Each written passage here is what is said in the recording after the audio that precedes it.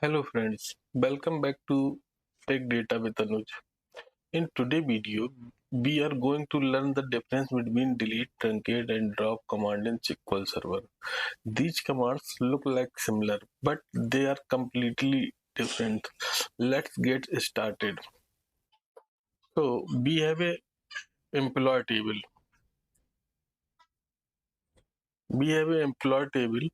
Employee ID, employee name and department. Employee ID is my primary key and also set the identity value 111.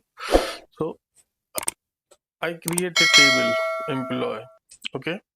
So now we insert record in employee table. So I have a script. So I execute this script and execute this script. 5 record is successfully inserted. Now I see the record.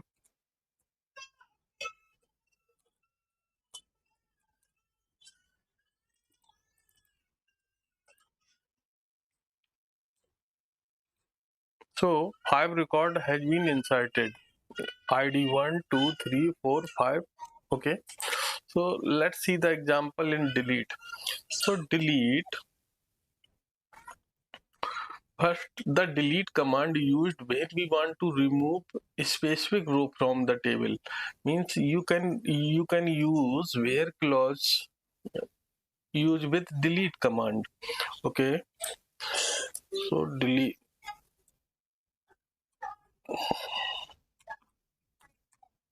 delete from employee where empid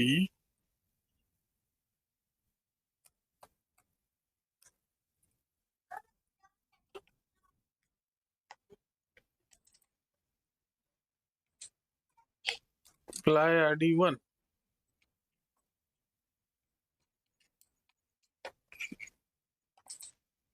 So record has been successfully deleted.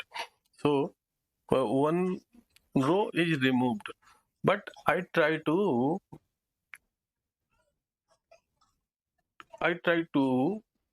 use truncate command.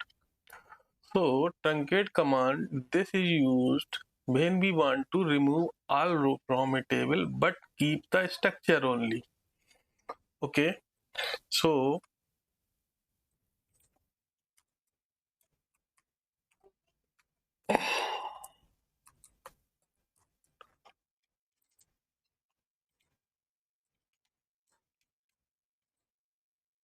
so truncate command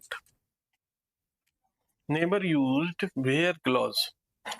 So I saw each and every record in deleted in employee table. Now my structure is available. So in delete and truncate, both structure is available. But drop command, when you use drop command, now again we insert 5 record in that table. Record has been successfully inserted 1, 2, 3, 4, 5. Now I try to drop this table. So if you drop this table, so I try to search data. So here you can see data and structure both are removed. So this is the main difference between delete, truncate and drop. Okay दोस्तों, so friend, now you know exact difference between delete, truncate and drop in SQL. Use delete when you want to remove selected row.